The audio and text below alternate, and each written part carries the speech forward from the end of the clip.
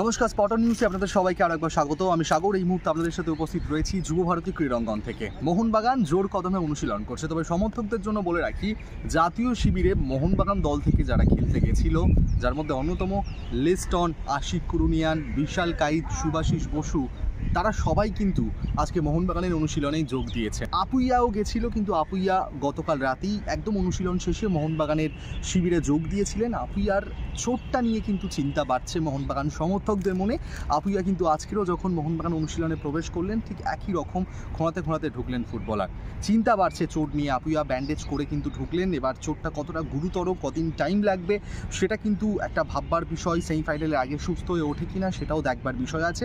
তবে এছাড়া সুভাশিস বসু, লিস্টন কোলাসো, বিশাল কাইদ, আশিক কুরুনিয়ান সবাই কিন্তু একদম সুস্থভাবেই অনুশীলনে যোগ দিয়েছেন। এবার আজকের অনুশীলনে তারা কি করেন, কতটা অনুশীলন করেন, জাতীয় শিবির থেকে সবে এসে তারা মোহনবাগান অনুশীলনে যোগ দিয়েছেন, সেই সমস্ত কিছু আপনাদের সামনে প্র্যাকটিস শেষে তুলে ধরার চেষ্টা করব। তার আগে এই গুরুত্বপূর্ণ আপডেটটা, যারা মোহনবাগান শিবির থেকে জাতীয় শিবিরে গেছিলেন সবাই কিন্তু মোহনবাগানের অনুশীলনে আজকে যোগ দিলেন। এই মুহূর্তে বলাই বাহুল্য, মোহনবাগান টিম পুরোপুরি কমপ্লিট।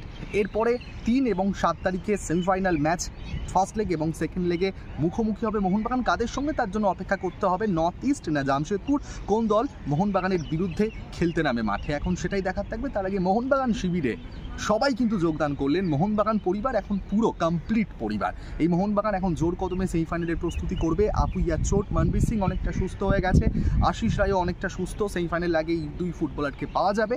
তবে আপুইয়া মাঝমাঠের ভরসাযোগ্য ফুটবলার, তিনি তার চোটটা নিয়ে একটু চিন্তা বাড়ছে মোহন সমর্থকদের মনে।